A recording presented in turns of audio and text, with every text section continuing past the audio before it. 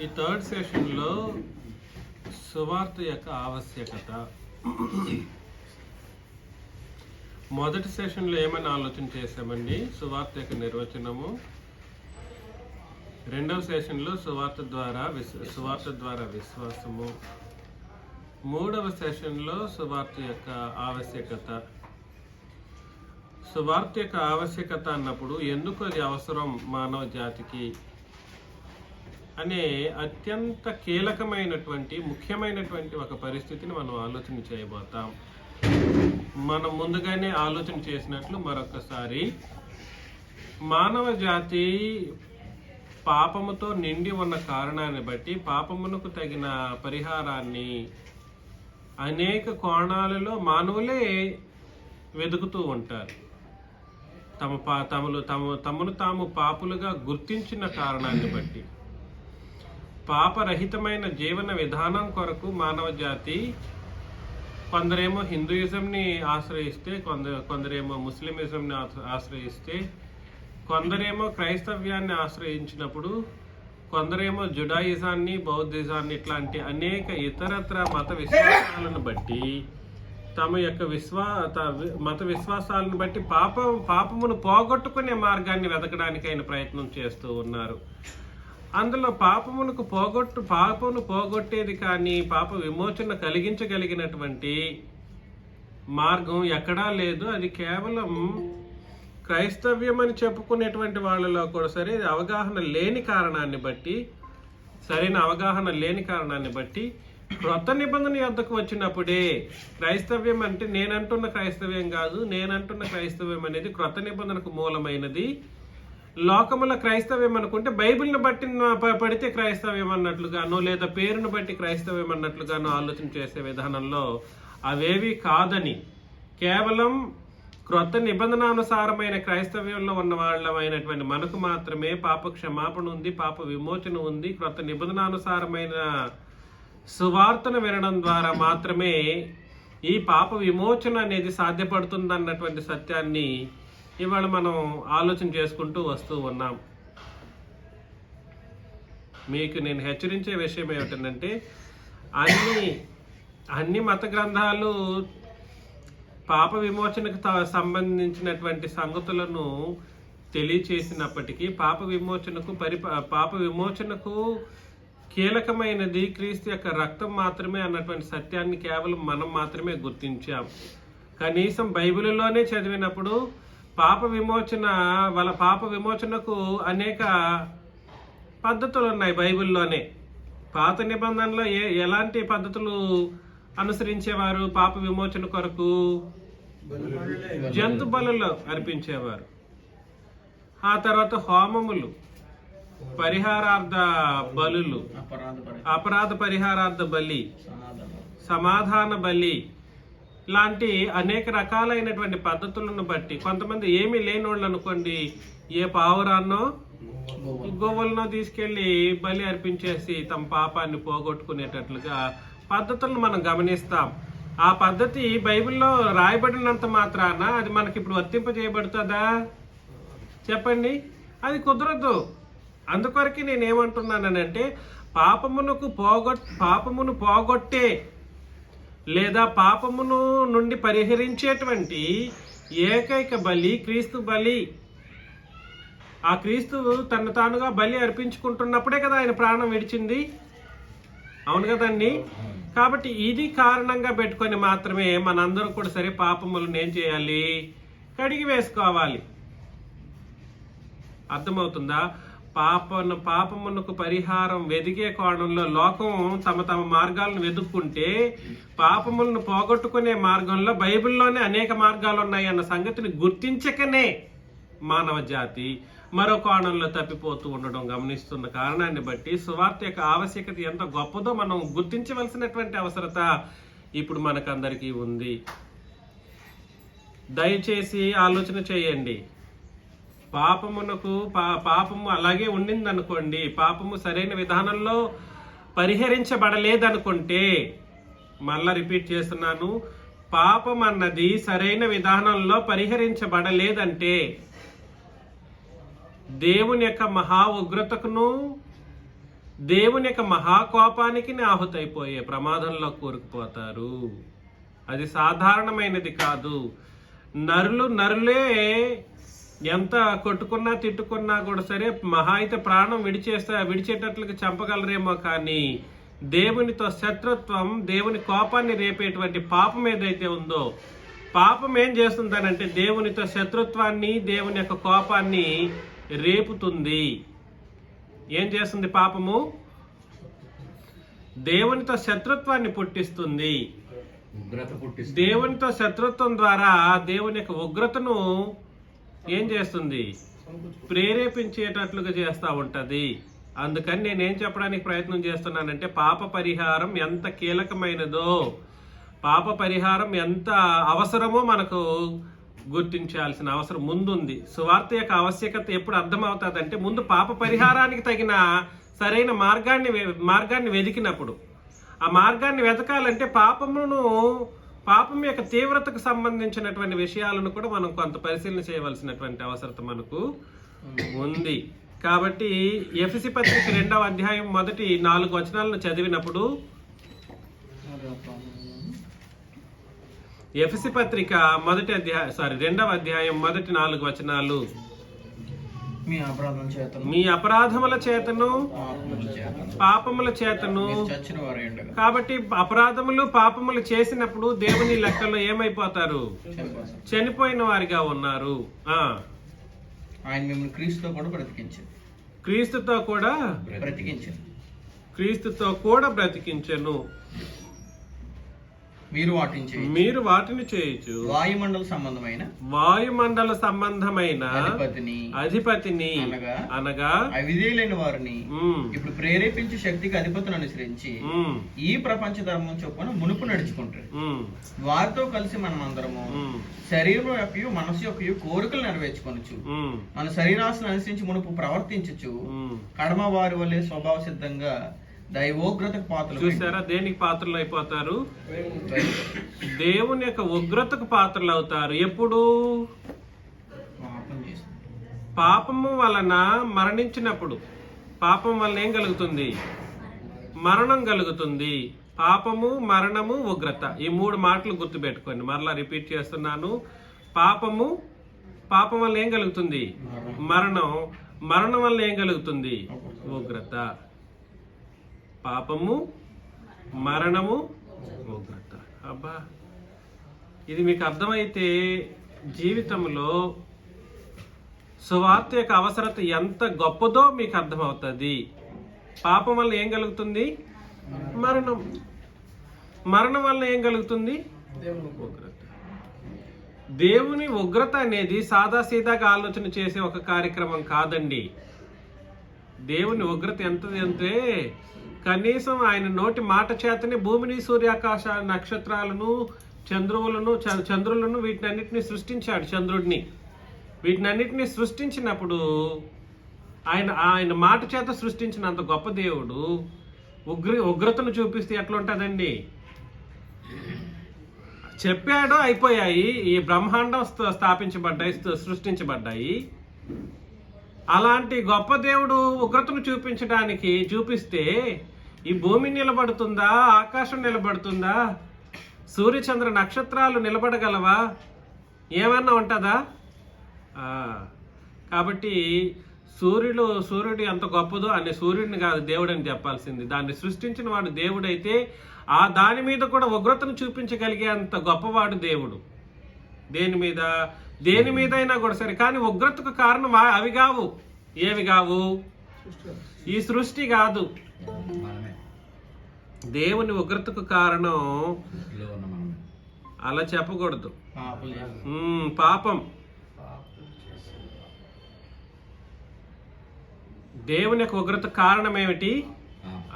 పాపం ద్వారా ఏం కలుగుతుంది? మరణం. ఈ రెండింటి ద్వారా దైవోగ్రత అనేది మానవ జాతి దగ్గరికి వస్తుంది. ఉగ్రత వస్తుంది కానీ అది ఉన్నట్టుగా ఏ మానవుడు గుర్తించలేడు. ఎట్లాగా?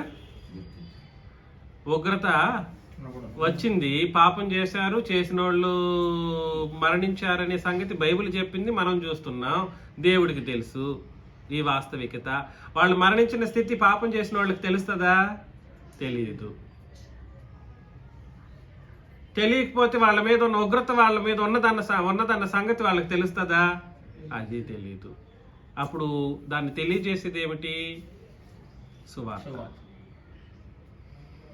దాన్ని తెలియజేసేది ఏమిటి? సువార్త.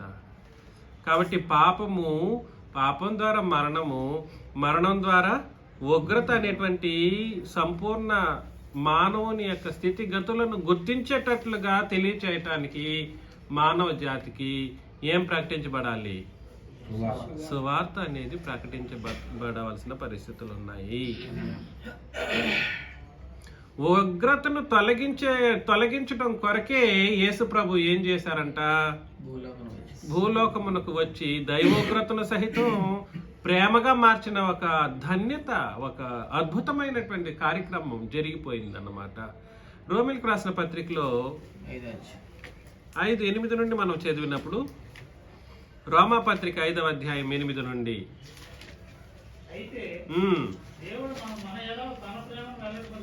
దేవుడు మన ఎడల తన ప్రేమను వెల్లడిపరుచున్నాడు.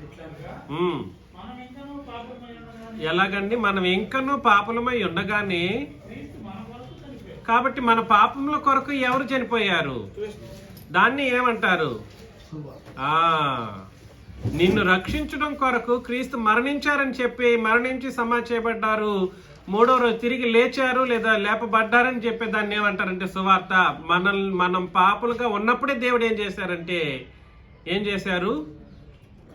ఆయన ప్రేమను వెల్లడిపరిచారు. ఎలాగ వెల్లడిపరిచారు అంటే, క్రీస్తు మనం పాపముల నిమిత్తం ఏం చేశారు?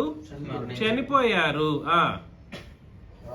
కాబట్టి ఆయన రక్తము వలన ఇప్పుడు నీతిమంతులుగా తీర్చబడి మరింత నిశ్చయముగా ఆయన ద్వారా చూసారా దేని నుండి రక్షించబడతాము. కాబట్టి సువార్త యొక్క ఆవశ్యకత ఎంత గొప్పదో గుర్తించండి. అయ్యో, ఎంత కోట్లు ఖర్చు పెట్టినా, ఎన్ని లక్షల రూపాయలు ఖర్చు పెట్టినా పోగొట్టలేని ఉగ్రతను సులభంగాను ఉచితంగాను కేవలం విశ్వాసం ద్వారా, నువ్వేమి కోట్లు ఖర్చు పెట్టాల్సిన అవసరం లేదు ఇక్కడ, అంత ఉగ్రతను తొలగించడం అనే కార్యక్రమానికి కోసం. ఉగ్రతను తొలగించడం అని అంటే పాప పరిహారం వెతకడం అని అర్థం. ఏంటి? ఉగ్రత నుండి తప్పించుకోవటానికి ముందు వెతకవలసింది ఏమిటి? నీ పాపమునకు పరిహారాన్ని వెతుకు, అప్పుడు ఉగ్రత పోతుంది. పరిహారం ఏమిటి ఇక్కడ? క్రీస్తు యొక్క రక్తము. క్రీస్తు యొక్క రక్తం. ఆ రక్తంలోనే ఆయన మరణం కూడా దాగి ఉంది. రక్తం అనేది నిబంధన అయితే మరణం అనేది సువార్త. అర్థమవుతుందండి నేను చెప్పేది? కష్టంగా ఉందా గ్రహించడానికి? పదజాలాల్లో మార్పులు గుర్తించుతూ రావాలి. కాబట్టి ఎంత చేసినా, ఎంత పరిహారం వెతకాలనుకున్నా ఎక్కడికి రావాలంటే క్రీస్తు రక్తం దగ్గరికి వస్తే, ఆయన నీ పాపముల కొరకు మరణించినప్పుడే రక్తం చిందించారన్నటువంటి సత్యాన్ని గుర్తించినప్పుడు సువార్త అనేటువంటి ఒక ముఖ్యమైనటువంటి కార్యక్రమం మనకు అర్థమవుతుంది. ఇదంతా ఎందుకు జరిగింది అని అంటే మనందరి పాపముల కొరకు, పాప పరిహారం కొరకు జరిగింది. అదే పాత నిబంధనలో చూసామనుకోండి, ఇట్లాంటి పద్ధతి ఉంటుందా? అస్సలు ఉండదు. పాత నిబంధనలో జంతు బలులు పాప పరిహారార్థం కొరకు నియమించబడ్డాయి. అవి అందరూ సమర్పించవచ్చు అట్లాంటి జంతు బలుల్ని. మరెవరు? లేవీల ద్వారా ఇశ్రాయేలీలు తీసుకెళ్లి సమర్పిస్తారు. అది కూడా ఎవరు ఉండాలి అప్పుడు? లేవీలే ఉండాలి. నువ్వు నేను సమర్పించడానికి లేదు. ఎంత గొప్ప సంగతో ఇది. కాబట్టి మొదటి ఆవశ్యకత ఏమిటండి? సువార్త యొక్క మొదటి ఆవశ్యకత ఏమిటి? పాపమునకు పరిహారంగా క్రీస్తు రక్తము అనేది మాత్రమే ఉండాలి. ఆ క్రీస్తు రక్తము అనేది ఏం చేస్తుందనంటే పాపం వలన వచ్చిన మరణాన్ని, మరణం వలన వచ్చిన ఉగ్రతను రెండింటినీ తొలగించేస్తుంది. మొదటి పాయింట్. క్రీస్తు రక్తం ఏం చేస్తుంది? పాపము నుండి పరిహారాన్ని, పాపం నుండి పరిహారమును, పరిహారాన్ని, పాపం నుండి విమోచనను, ఇంతకుముందు చెప్పాను, నేను మర్చిపోయారా? పాపం నుండి విమోచనను, మరణము నుండి జీవమును, ఉగ్రత నుండి రక్షణను అనుగ్రహిస్తుంది. రాసుకోవచ్చు అది. క్రీస్తు రక్తం ఏం చేస్తుంది? పాపము నుండి విమోచన, మరణము నుండి జీవము, ఉగ్రత నుండి రక్షణను అనుగ్రహిస్తుంది.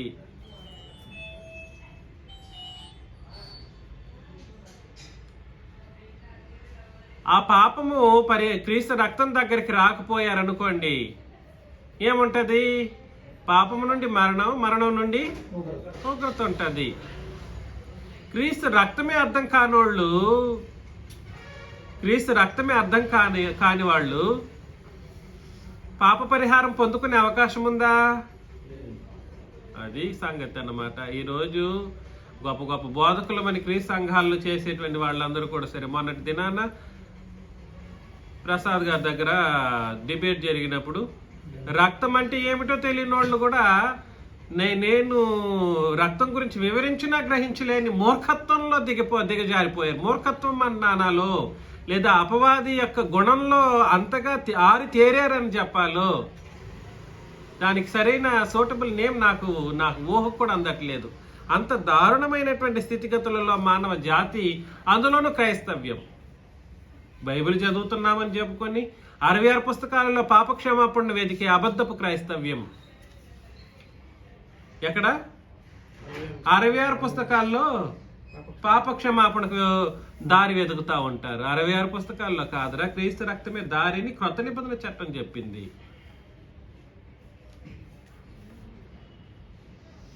ఈ సత్యాన్ని గుర్తించండి అని ఎంత గొంతు విప్పుకొని చెప్పినా నిద్రపోతా ఉన్నారు మనోళ్ళు. ఇంకా చూస్తే మా మత్తయి సువార్తకి వెళతారు, మార్కు సువార్తకి వెళతారు, లోక సువార్త ఉందని పేరు ఉంది కదా అంటారు. 4 సార్లు కాదు 4 నెలలుగా చెప్తా ఉన్నాం, అక్కడికి వెళ్ళకూడదు, 4 నెలలు కాదు కదా 4 సంవత్సరాలుగా చెప్తూ ఉన్నాము.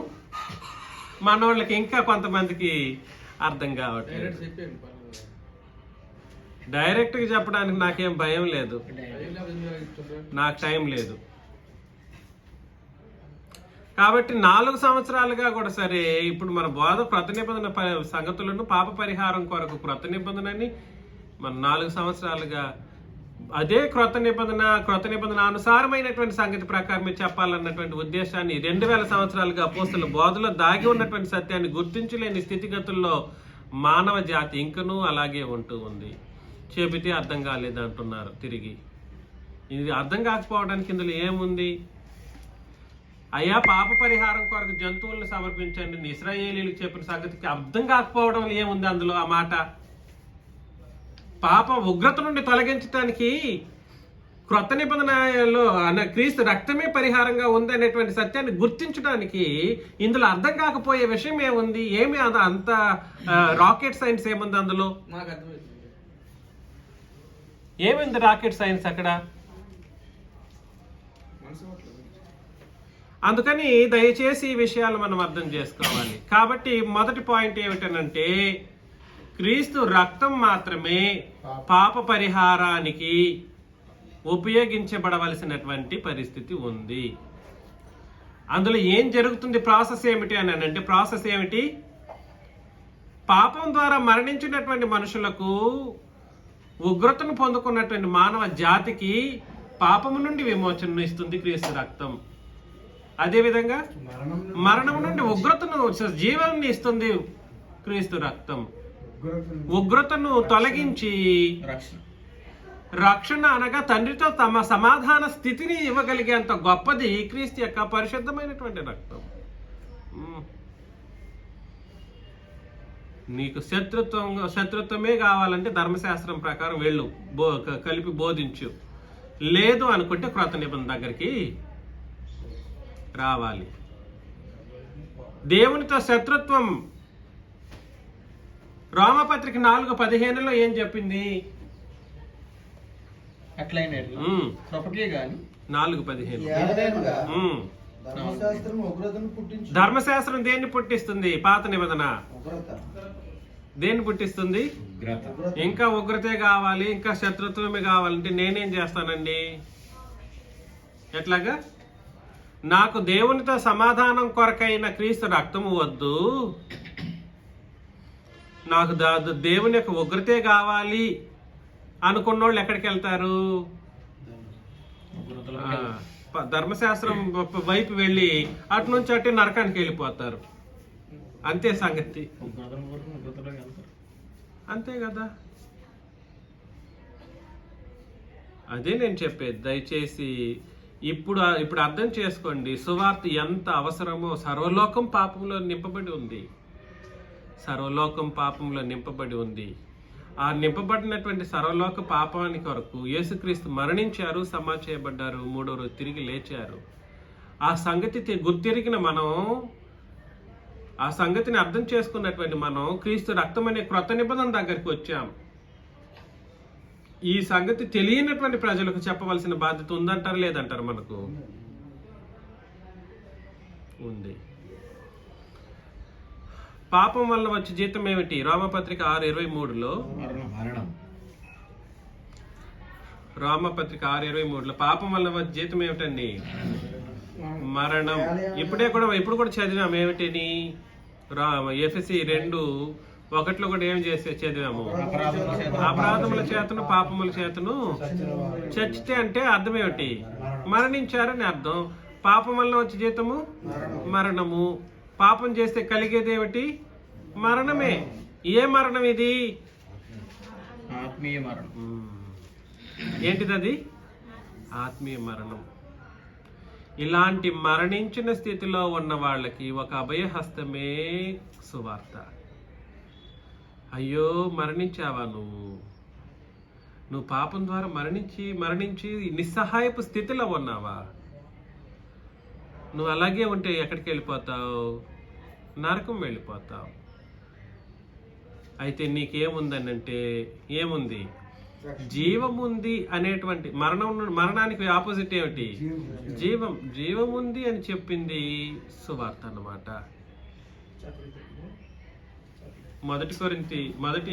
2 తిమోతికి రాసిన పత్రిక 1వ అధ్యాయం 9-10 వచనాలు.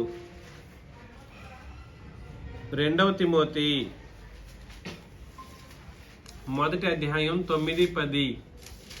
మన క్రియలను బట్టి కాక తన స్వకీయ సంకల్పం బట్టి అనాది కాలముననే క్రీస్తు యేసునందు మనకు అనుగ్రహింపబడినది, క్రీస్తు యేసును మన రక్షకుని ప్రత్యక్షత వలన బయలుపరచబడినదినైనా తన కృపను బట్టి మనల్ని రక్షించి పరిశుద్ధమైన పిలుపుతో ఆయన మనల్ని పిలిచెను.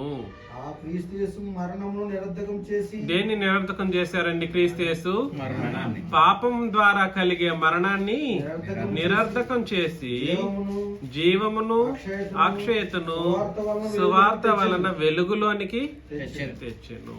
కాబట్టి సువార్తలో ఏముందండి? నువ్వు బ్రతికే ఒక అవకాశం ఉంది సువార్తలో. అంతేనా?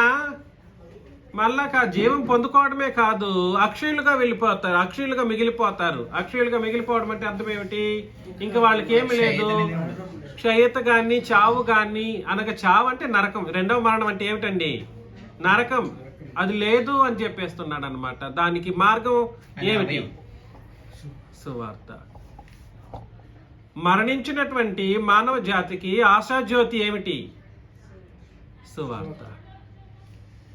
మరణించిన మానవ జాతికి ఆశాజ్యోతి ఏమిటనంటే సువార్త. అది ఏం చెప్పింది? మరణించిన వాళ్ళు జీవం పొందుకోవచ్చు అని చెప్పింది అన్నమాట. నువ్వు మరణించున్నావు, నువ్వు జీవం పొందుకో అని చెప్పగలిగింది. అది దేని ద్వారా జరిగిందని అంటే క్రీస్తు యొక్క మరణంలో మనం జీవం పొందుకునే అద్భుతమైనటువంటి అవకాశాన్ని సువార్త తెలియజేస్తూ నువ్వు జీవాన్ని పొందుకోవచ్చు. ఒకసారి జీవం నీలోకి ప్రవేశించేసింది అనుకో, నువ్వు అక్షయ స్థితిలోకి వెళ్ళిపోతావు. అనగా నాశనమే లేని పరలోకానికి వెళ్ళిపోతావు అనేటువంటి ఒక అభయహస్తాన్ని ఇస్తుంది సువార్త. ఆయన మరణాన్ని నిరర్ధకం చేశారు క్రీస్తు యేసు. నువ్వు మరణించావా, పర్లేదు, అదేం అర్ధరహితమైనది, నేనున్నాను కదా, నన్ను నమ్ముకో, నన్ను విశ్వసించు. ఎవరిని విశ్వసించు? ప్రభువైన క్రీస్తు యేసుని, ఆయన మరణమును బట్టి విశ్వసించు. నన్నే కాదు, నా తండ్రిని దేవుణ్ణి విశ్వసించు. మా ఇద్దరినే కాదు, మా పరిశుద్ధాత్ముని గురించి తెలుసుకొని ఆయన అంగీకరించు, విశ్వసించు. నీకేం కలుగుతుంది? జీవము, అక్షయత రెండు కలుగుతాయి. జీవం అనేది భూమి మీద, అక్షయత అనేది పరలోకంలో, అనగా నిత్య జీవము. ఇక్కడ జీవం అయితే అక్కడ నిత్య జీవము. అర్థమవుతుందా ఈ సంగతి? పాయింట్ 1 ఏమిటి చెప్పండి? ఆవశ్యకతలు, సువార్త యొక్క ఆవశ్యకతల్లో మొట్టమొదటిలో పాయింట్ 1 ఏమిటి? పాపం నుండి విమోచన. పాప పరిహారం కొరకు క్రీస్తు రక్తమే విమోచన. పాప విమోచన కొరకు క్రీస్తు రక్తమే ప్రామాణికంగా ఉండాలన్నది పాయింట్ 1. క్రీస్తు రక్తమే ప్రామాణికం. అందులో ఏం జరుగుతుంది? ప్రాసెస్ ఏమిటంటే పాపం వల్ల మరణం వలన ఉగ్రత కలిగినప్పుడు పాపం నుండి విమోచనను, మరణం నుండి జీవమును, ఉగ్రత నుండి రక్షణను అందించగలిగేది క్రీస్తు రక్తము. సాక్షాత్తు మహాదేవుని ఉగ్రతను సహితం తొలగించే అంత గొప్పది క్రీస్తు యొక్క పరిశుద్ధమైనటువంటి రక్తం. రక్తం ఏమిటంటే నిబంధన, క్రొత్త నిబంధన. అది కదా పాయింట్ 1 మనం ఆలోచించేసింది. పాయింట్ 2 ఏమిటండి?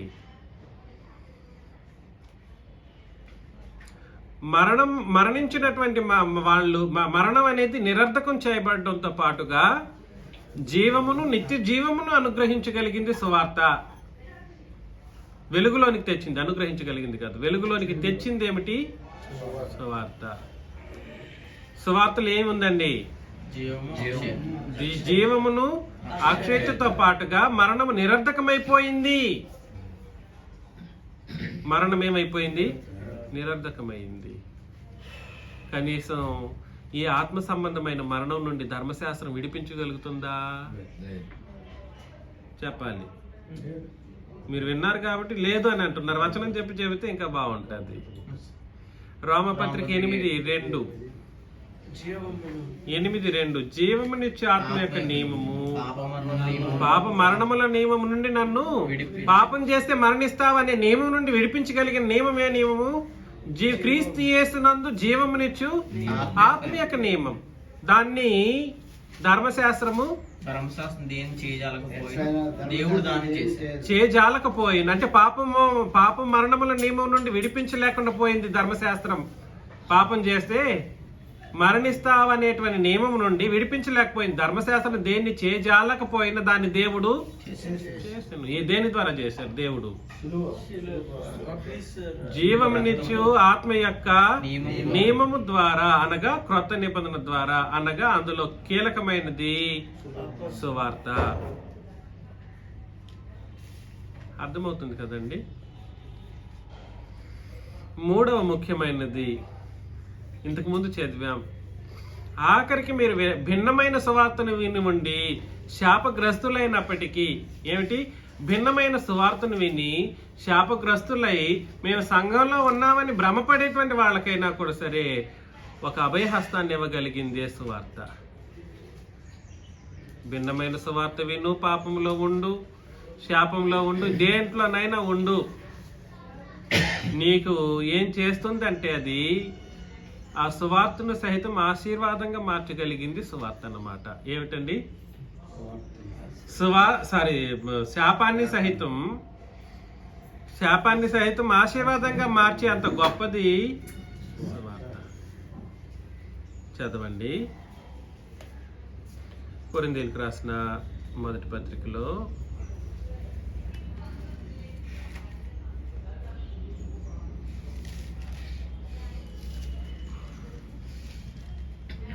రెండో కొరింథీ అండి.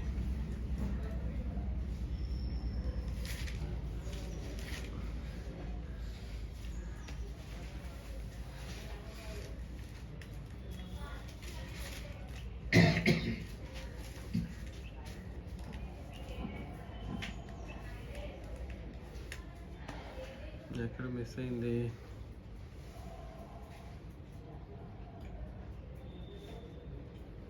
రెండో కొరింథీ 5వ అధ్యాయం.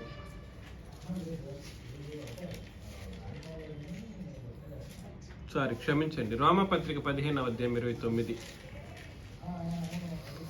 రోమపత్రిక 5:29. 15:29. రోమపత్రిక 15:29. నేను మీ యొద్దకు వచ్చినప్పుడు క్రీస్తు యొక్క ఆశీర్వాద సంపూర్ణంతో క్రీస్తు యొక్క ఆశీర్వాద సంపూర్ణముతో వత్తునని ఎరుగుదును అని అన్నాడు. క్రీస్తు యొక్క ఆశీర్వాద సంపూర్ణం అంటే ఏమిటంట? అక్కడ ఆశీర్వాదం అని రాసి 5 అని రాసి కింద ఏమని రాశాడు చూసారా? సువార్త అనేది ఏమిటండి? ఇవాళ శేషు గారు మనల్ని కూర్చోబెట్టి సువార్తను అందించేటువంటి కోణంలో కార్యం జరిగిస్తున్నారని అంటే వాళ్ళ ఇంటికి ఏమొచ్చిందని అర్థం. సువార్త ద్వారా ఈ ఆశీర్వాదము ఆయన ఎన్ని కోట్లు కాదు, లక్షలు పెట్టి కోట్లు పెట్టి బిలియన్స్ పెట్టినా రాలేనంత గొప్ప ఆశీర్వాదం నేడు ఈ కుటుంబానికి వచ్చింది. ఎంత శాపగ్రస్తమైనది అయినప్పటికీ ఒకవేళ ఉంటే కూడా సరే, శాపాలన్నీ కూడా సరే పోగొట్టే ఒక కార్యక్రమం దేంట్లో దాచిపెట్టాడు? సువార్తలు దాచిపెట్టేశాడు. నువ్వు శాపమా? కాదు నాయన, నువ్వు ఆశీర్వాదానికి అర్హుడువు. ఎందుకు పాపం వల్ల శాపం వలన నరకానికి వెళ్తావు? లేదు, ఈ కుటుంబానికి రక్షణ వచ్చింది, ఈ కుటుంబానికి సువార్త వచ్చింది కాబట్టి రక్షణ ద్వారా ఆశీర్వాదాలు అన్ని మెండైనటువంటి రీతిలో కలగాలన్నటువంటి ఉద్దేశంతో మనం అందరం వచ్చాం. కాబట్టి సువార్త అనేది ఏమిటండి? ఆశీర్వాదం. సువార్త ఆశీర్వాదం అనేది లేదన్నట్లు కొంతమంది మానవులు బోధిస్తూ ఉంటారు. నేను దాని గురించి మాట్లాడట్లేదు. సువార్త ఆశీర్వాదాన్ని అందుకుంటే ఏమిటి లాభం?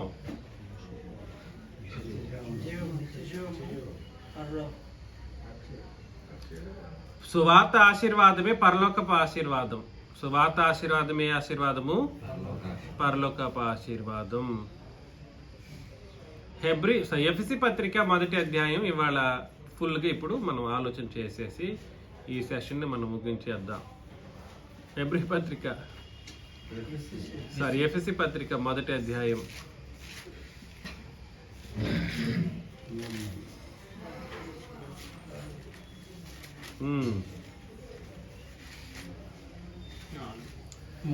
మూడు నుండి మన ప్రభు అయిన యేసుక్రీస్తు యొక్క తండ్రి యొక్క దేవుడు స్తుతింపబడును గాక.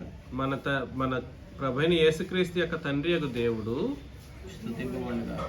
స్తుతింపబడును గాక. ఆయన క్రీస్తునందు పరలోక విషయములలో ఆత్మ సంబంధమైన ప్రతి ఆశీర్వాదం మనకు అనుగ్రహించారు. అందులో మొదటిది ఏమిటండి?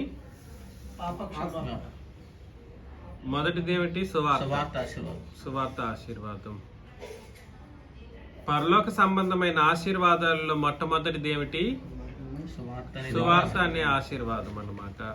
ఎంత గొప్పదో! వాళ్ళేందండి, నన్ను చాలా మంది చాలా విధాలుగా అంటున్నారు, ఇంకా పెళ్లి కూడా కాలేదు, ఎంత శాపగ్రస్తుడో, అనారోగ్య స్థితులు ఉన్నాయి. అవన్నీ శాపాలు కావు సుమి. భౌతికపరమైనటువంటి ఇబ్బందులు, ఇక్కట్లు, అనారోగ్య స్థితిగతులు, ఆర్థిక పరమైన ఇబ్బందులు, పిల్లలు లేకపోవడం, ఇవన్నీ ఆత్మ సంబంధమైన అవన్నీ శాపాలు కావు. అవన్నీ ఇంకేదో కాదు, శపింపబడిన స్థితిగతి కాదు. నిజముగా క్రొత్త నిబంధన ప్రకారం నువ్వు రక్షణ పొందకపోతే అది శాపగ్రస్తమైనటువంటి పరిస్థితి అన్నమాట. దేవుడు ఇవ్వదలిచింది కూడా సరే, క్రీస్తునందు పెట్టింది కూడా సరే పరలోక సంబంధమైన ఆత్మ సంబంధమైన ఆశీర్వాదాలే తప్ప భౌతికమైనవి కూడా పెట్టాడు. అది క్రీస్తునందు కాదు, లోకమునందు పెట్టాడు. మనం బ్రతకడం కొరకు అన్నం అవసరం లేదా?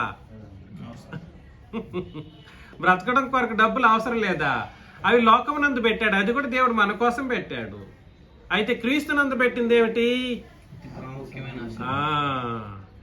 మనోళ్ళు ఊగలాడేది, పాటుపడేది, కష్టపడేది, చెమటలు ఓడ్చేది ఏంటండి భాస్కర్ గారు? అన్నిటికీ దేని కొరకు దేని కొరకే బాధపడుతూ ఉంటారు. ఏదేమైనప్పటికీ ఆత్మ సంబంధమైన ప్రతి ఆశీర్వాదమును మనకు అనుగ్రహించాను. ఎట్లనగా తన ప్రియుని యందు తాను ఉచితముగా ఉచితముగా మనకు అనుగ్రహించిన తన కృపా మహిమకు కీర్తి కలుగునట్లు తన చిత్త ప్రకారమైన దయా సంకల్పము చొప్పున యేసుక్రీస్తు ద్వారా తనకు కుమారులుగా స్వీకరించుటకై, చూసారా, కుమారులుగా స్వీకరించుటకై మనల్ని ముందుగా తన కోసం నిర్ణయించుకొని మనము తన ఎదుట పరిశుద్ధులమును నిర్దోషులను కావాలని జగత్తు పునాది వేయబడక మునిపే ప్రేమ చేత ఆయన క్రీస్తుల మనల్ని. కాబట్టి పరిశుద్ధత, నిర్దోషత్వం అనేది పాపములను పోగొట్టే కార్యక్రమం. పాప పరిహారంలో కీలకమైనది ఏమిటండి? పరిశుద్ధత, నిర్దోషత్వం. ఇవి రెండూ కూడా సరే దేవుడు అనుగ్రహించిన ఆత్మ సంబంధమైన ఆశీర్వాదాలు. గుర్తుపెట్టుకోండి. నువ్వు నిర్దోషిగా ఈరోజు దేవుని లెక్కలో ఉన్నావు అని అంటే అది ఆత్మ సంబంధమైన ఆశీర్వాదం. నువ్వు పరిశుద్ధుడిగా నిలబడ్డావు అని అంటే అది దేవుని యొక్క ఆత్మ సంబంధమైన ఆశీర్వాదం. దీనికి కారణం ఏమిటో తర్వాత చదువుతాం. దేవుని కృపా మహదైశ్వర్యమును బట్టి ఆ ప్రియుని యందు ఆయన రక్తము వలన, చూసారా, ఆయన రక్తం వలన ఏం కలగాలి? అది. కాబట్టి పరిశుద్ధతకు, నిర్దోషత్వానికి కారణమేమిటి? నేను బాప్తీసం తీసుకునేసాను, చేసుకున్నాను, అయిపోయింది, అంతా అయిపోయింది, నేను పరిశుద్ధురాలని, అదే క్రీస్తు సంఘమే మేము కూడా అనుకుంటూ 66 పుస్తకాలను బట్టి బ్రతుకుతూ ఉంటే ఎట్లాగా? అలాంటి బోధలు చేసుకుంటూ 66 పుస్తకాల్లోని సంగతుల్ని ధ్యానించుకుంటూ 24 గంటలు ఎలాగా అది? కాబట్టి దేవుని కృపా మహదైశ్వర్యమును బట్టి ఆ ప్రియుని యందు ఆయన రక్తము వలన మనకు విమోచనం, అనగా చూసారా, అపరాధములకు క్షమాపణ మనకు కలిగి ఉన్నది.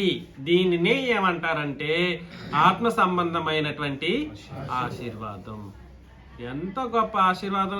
ఆశీర్వదించబడిన జనాంగంగా ఈ శేషు గారి కుటుంబంతో కలిసి ఇవాళ మనం ఇక్కడ కూర్చుంటున్నాము. వాళ్ళకి ఆశీర్వాదం, మనం వచ్చినందుకు వాళ్ళకే ఆశీర్వాదం, మనం ఉంటున్నందుకు, ఈ సంగతులను గ్రహిస్తున్నందుకు మనందరికీ కూడా ఆశీర్వాదం.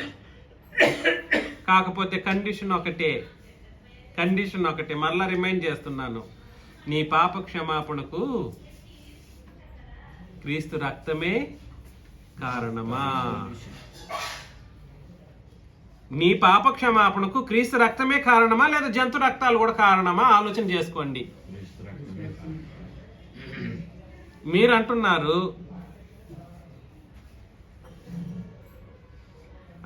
ఇది ఆలోచన చేసుకోవాల్సిన అత్యంత ముఖ్యమైన విషయం అన్నమాట. ఆయన రక్తము వలన మనకు విమోచనము, అనగా మన అపరాధములకు క్షమాపణ మనకు కలిగి ఉన్నది. కాలము సంపూర్ణమైనప్పుడు జరగవలసిన ఏర్పాటును బట్టి ఆయన తన దయా సంకల్పము చొప్పున తన చిత్తమును గూర్చిన మర్మమును మనకు తెలియజేసి మనకు సంపూర్ణ జ్ఞాన వివేచన కలుగునట్లు ఆ కృపను మన ఎడల విస్తరింపచేసెను. ఈ సంకల్పమును బట్టి ఆయన పరలోకములో ఉన్నవే గాని భూమి మీద ఉన్నవే గాని సమస్తమును క్రీస్తునందు ఏకముగా సమకూర్చవలనని తనలో తాను నిర్ణయించుకొనిను. మరియు క్రీస్తునందు ముందుగా నిరీక్షించిన మనము తన మహిమకు కీర్తి కలుగజేయవలనని దేవుడు తన చిత్త ప్రకారమైన సంకల్పమును బట్టి మనల్ని ముందుగా నిర్ణయించి ఆయన యందు స్వాస్థ్యముగా ఏర్పరచును. ఆయన తన చిత్తానుసారంగా చేసి నిర్ణయం చొప్పున సమస్త కార్యములను జరిగించుచున్నాడు. దేవుడు తన చిత్త ప్రకారమైన సంకల్పమును బట్టి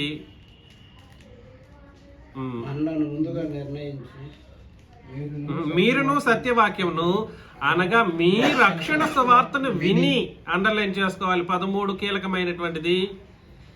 మీరును సత్యవాక్యమును, అనగా మీ రక్షణ సువార్తను విని క్రీస్తునందు విశ్వాసం ఉంచి వాగ్దానము చేయబడిన ఆత్మ చేత ఎవరెవరు వచ్చారు చెప్పండి?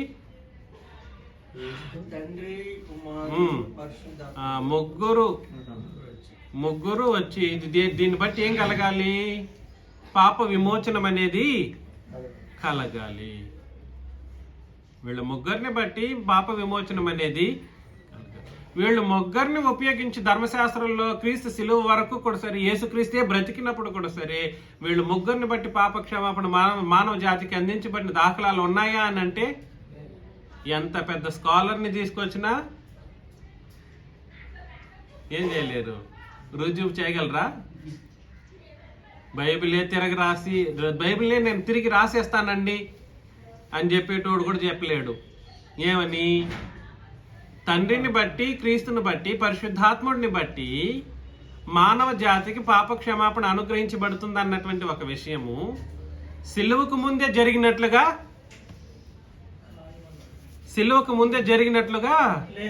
లేదు. దాన్ని ఏమంటారు? అక్కడేమన్నాడు? మీరును సత్యవాక్యమును అనగా మీ రక్షణ సువార్తను విని ముద్రింపబడితిరి. నాకు ఆత్మ అనుభవం ఉందండి అంటే ఏం చెప్పాలి నేను? నీకు పట్టిన ఆత్మ దురాత్మ అయితే దురాత్మ అని అంటాను నేను. ఇంకా నీకు పట్టిన ఆత్మ నాకు ఆత్మ అనుభవం ఉంది అని అన్నారు ఒక ఆయన ఒకటేసారి. ఆత్మ అనుభవం కాదు నాయన, అది దురాత్మ యొక్క అనుభవం. అది దురాత్మ యొక్క అనుభవం నిన్ను అలా నడిపిస్తుంది అని చెప్పేసి లేనిపోని మాటలను అనవసరంగా సృష్టించే అబద్ధ బోధకులు చాలా మంది ఈరోజు ఉన్నారు. ఆత్మ అనుభవం లేదు, ఈ అనుభవం లేదు, ఏమీ ఉండదు. అనుభవం అంటూ కలగాలంటే దేని ప్రకారం కలగాలి? సువార్తను బట్టి విమోచన ఏదైతే జరుగుతుందో తద్వారా కలిగే పరిశుద్ధతను బట్టి,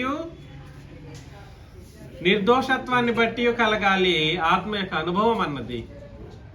అది మన జీవితాల్లో, మన నిత్య జీవితంలో ఆ అనుభవం కలుగుతూ ఉంటుంది. మనకి జీవన విధానాన్ని మనం పరిశీలన చేసుకుంటూ ఉన్నప్పుడు. కాబట్టి సువార్తను ముందుగా ఏం చేయాలి? రక్షణ సువార్తను విని తర్వాత విశ్వసించి తర్వాత రక్షింపబడి వాగ్దానం చేయబడినటువంటి ఆత్మచేత ముద్రించబడాలి. పార్ట్ 4లో నేను ఇది ఇప్పుడు చెప్పలేను. పార్ట్ 4 ఇప్పటికే అయిపోయింది టైము. పార్ట్ 4లోనే ఇంకా ముద్ర అంటే ఏమిటో, ముద్రించబడడం అంటే ఏమిటో మాట్లాడగలను. అది చాలా క్రూషియల్ సబ్జెక్ట్ అన్నమాట. అది ఫ్రెష్ మైండ్గా ఉన్నప్పుడే ఇంట్రడ్యూస్ చేయాలి. ఇప్పుడు ఇంట్రడ్యూస్ చేస్తే కొంచెం కష్టపడిపోతారు. ఫ్రెష్ మైండ్ ఉండాలి, మెంటాలిటీ ఉండాలి. ఆత్మచేత ముద్ర అనే మాటను మనం పరిశీలన చేస్తాం. మేబీ ఈ సండే ప్లాన్ చేస్తాం. రేపు కరెక్ట్ చదివిద్దాం.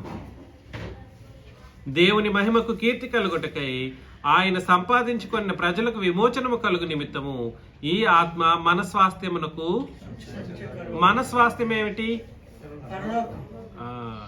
ఆస్తి. ఒకటేమో క్రీస్తు రక్తం వలన సువార్త అనే ఆశీర్వాదము అనుగ్రహించబడింది.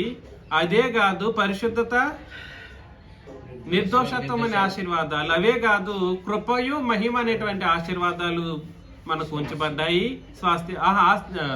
ఆశీర్వాదాలుగా ఉంచబడ్డాయి. ఆశీర్వాదాలేనా కాదు, మీకంటూ ప్రత్యేకమైనటువంటి ఆస్తి, స్వాస్థ్యము పరలోకమందు స్థిరపరచబడింది అన్నమాట, ఏర్పాటు చేయబడింది. మీ ఆస్తిని మీరు పొందుకోవాలి. మన ఆస్తిని మనము పొందుకోవాలి. ఆస్తి ఇస్తానంటే వద్దని వాళ్ళు, అంతకంటే మూర్ఖుడిని ఎవరైనా చూస్తామా? కాబట్టి నేనేం చెప్పడానికి ప్రయత్నం చేస్తున్నానంటే, ఆయన యందు స్వాస్థ్యముగా ఏర్పరిచెను అని అన్నాడు. ఆయన తన చిత్తానుసారం, సారీ మనం ఎక్కడికి వెళ్ళిపోతున్నాం.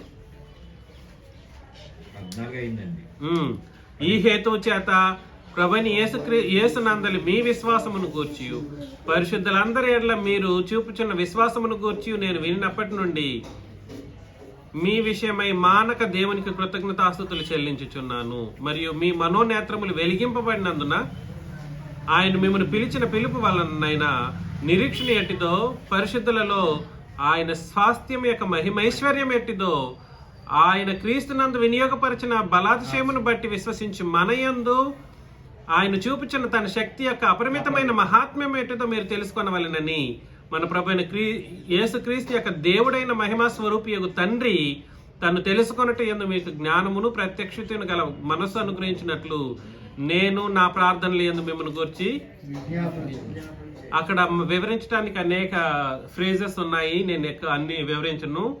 ఇక్కడ మనం గుర్తించవలసిన విషయం ఏమిటనంటే క్రీస్తునందు వినియోగపరిచిన బలాతిశయం ఎవరు?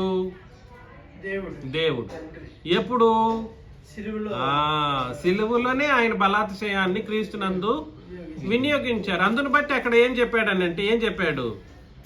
ఆ బలాతిశయం చేత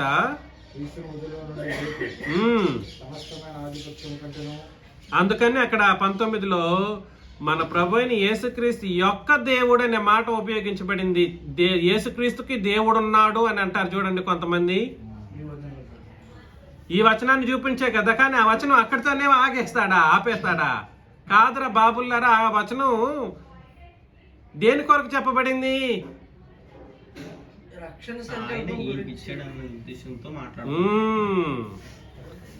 మన ప్రభువైన యేసుక్రీస్తు యొక్క దేవుడైన మహిమా స్వరూపి యొక్క తండ్రి తను తెలుసుకొనుట యందు మీకు జ్ఞానమును ప్రత్యక్షతను గల మనసు అనుగ్రహించినట్లు నేను నా ప్రార్థనలందు మిమ్మల్ని గురించి విజ్ఞాపన చేయుచున్నానని అన్నాడు. కాకపోతే దానికి పైన వచన భాగం మనకు 18లో చెప్పేశాడు. ఆయన క్రీస్తునందు వినియోగించిన బలాతిశయమును బట్టి విశ్వసించి మన యందు ఆయన చూపించిన తన శక్తి యొక్క అపరిమితమైన మహాత్మ్యము మెట్టిదో మీరు తెలుసుకొనవలెనని. క్రీస్తు మరణించారు. మరణించినప్పుడు తండ్రి ఏం చేశారు? తన బలాతిశయాన్ని బట్టి ప్రభుని క్రీస్తు యేసును లేపారు. సిలువలో జరిగిన కార్యక్రమాన్ని బట్టి, ఆయన లేపిన దాన్ని బట్టి యేసుక్రీస్తుకి తండ్రిని దేవుడు అనే ఉద్దేశాన్ని అక్కడ తెలియజేస్తున్నాడు తప్ప బలాతిశయాన్ని ఉపయోగించిన దాన్ని బట్టి. పర్టికులర్గా అది అర్థం కావాలి మన వాళ్ళకి. కాదు నువ్వు చెబుతున్న యేసుక్రీస్తు అనే దేవుడికి ఇంకో దేవుడు ఉన్నాడు అంటే ఎక్కడుంది అట్లా వచనం? ఎక్కడుందండి? ఇక్కడ సందర్భం ఏమిటి? నువ్వు చెప్తున్న మాటలు ఏమిటి? యేసుక్రీస్తు దేవుడికి దేవుడు ఉన్నాడంట. ఇట్లాంటి పనికిరాని అబద్ధపు ఆలోచన బుద్ధితో చేసే బోధలు ఉన్నాయి. ఆ బోధలు నరకం వైపు నడిపించే బోధలు, ఆశీర్వాదానికి కారణమైన బోధలు కావు. కాబట్టి సువార్త ఆశీర్వాదంలో మనకి ఏమేమి ఉన్నాయి అని అంటే కృపను అందుకునే పరిస్థితి, మహిమను అందుకునే పరిస్థితి, పరిశుద్ధతను పొందుకునే పరిస్థితి, ఆ తర్వాత నిర్దోషత్వాన్ని పొందుకునే పరిస్థితి, పాప విమోచనను పొందుకునే పరిస్థితి, అదేవిధంగా స్వాస్థ్యం. రాసేసుకోండి, ఏమి నన్ను చూస్తున్నారు? ఆ పాయింట్లు చెప్తా ఉంటే రాయాలి కదా. సువార్త ఆశీర్వాదాలలో దాగి ఉన్నవి ఏమేమి దాగి ఉన్న ఆశీర్వాదాల్లో? సువార్త ఆశీర్వాదములో దాగి ఉన్నవి 1 దేవుని కృప, దేవుని మహిమ.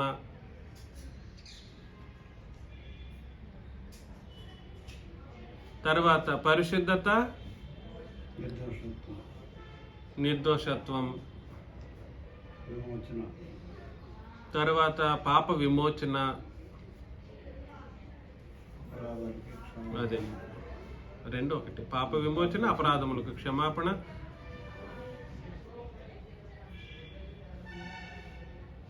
తర్వాత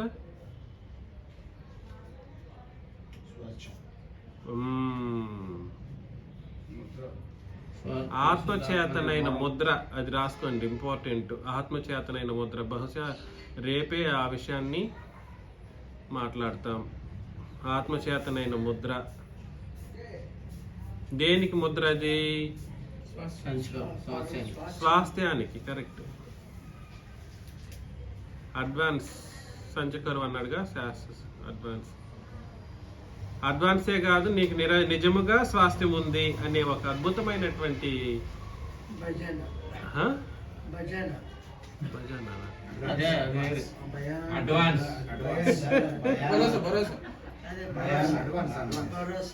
దాన్నే సంచకర్వ అన్నారు. నేను అడ్వాన్స్ అని తెలుగులో ఇంగ్లీష్ లో చెప్పాను, పర్లేదు.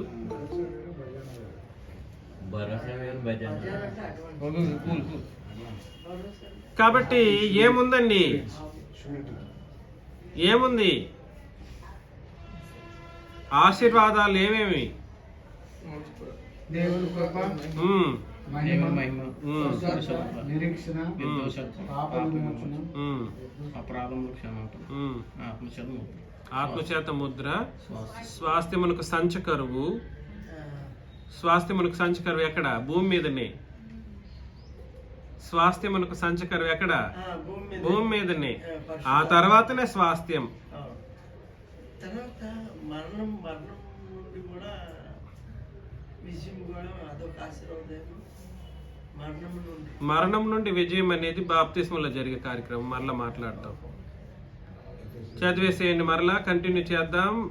21 రాబోవు యుగం ఆయన బలాతిశయము చేత క్రీస్తు మృతుల్లో నుండి లేపి సమస్తమైన ఆధిపత్యము కంటేను, అధికారము కంటేను, శక్తి కంటేను, ప్రభుత్వం కంటేను ఈ యుగమునందు మాత్రమే గాక రాబోవు యుగం, అండర్లైన్ చేసుకోండి. అదే కదా మనందరి గోలు. రాబోవు యుగం. ఇది పాత నిబంధనలు ఇదే మాట వస్తుంది. ఈ యుగమందు రాబోయే యుగమందు అనే మాట అక్కడ వాడబడింది. రాబోయే యుగమందు పాత నిబంధనలో చెప్పినప్పుడు అది ఏమని ఆలోచన చేయాలి? క్రొత్త నిబంధన యుగం గురించి ఆలోచన చేయాలి. ఇక్కడ చెప్తున్న రాబో యుగం అనేది దేని గురించి? అట్లాంటిది ఏముండదు. వాదించిన వాళ్ళు రుజువు చేయాలి. రాబో యుగమునందును పేరు పొందిన ప్రతి నామము కంటేను ఎంతో హెచ్చుగా పరలోకమందు ఆయనను తన కుడి పార్శ్వను కూర్చుండబెట్టుకొని ఉన్నాడు. మరియు సమస్తమును ఆయన పాదముల క్రింద ఉంచి సమస్తము పైన ఆయన సంఘమునకు శిరస్సుగా నియమించెను. ఆ సంఘము ఆయన శరీరం. సమస్తమును పూర్తిగా నింపుచున్నవాని ఎవరాయన? తండ్రి అయిన దేవుడు. సంఘమును సంపూర్ణంగా నింపే వ్యక్తి ఎవరు? తండ్రి అయిన దేవుడు. ఆ తండ్రి అయిన దేవుడు ఆయన్ని నింపితే, సంఘాన్ని నింపితే అది కూడా ఏమవుతుందంట? ఆయన యొక్క సంపూర్ణత అయి ఉంటది. ఎవరి యొక్క సంపూర్ణత? ఏది? సంఘము ఎవరి యొక్క సంపూర్ణత? తండ్రి యొక్క సంపూర్ణత. నువ్వు పరలోకానికి వెళితేనే ఆయన సంపూర్ణత అవుతాడు. అంతవరకు నువ్వు పరలోకానికి సిద్ధమయ్యే ఒక స్థితి ఈ భూమి మీద ఏ ఒకరికి వచ్చినా కూడా సరే భూమి అంతం అయిపోతుంది. మరలా రిపీట్ చేస్తున్నాను. సంఘము సంఘం అనేది పరలోకానికి వెళ్ళే పరిస్థితికి వచ్చేసింది అనుకోండి, ఆటోమేటిక్ గా భూమి ఏమైపోతుంది? నాశనం అయిపోతుంది. అంటే అర్థం ఏమిటంటే మనలో ఇంకా కూడా సరే సంఘముగా, నేను కాదు, చిన్నరాజు ఒకడు కాదు,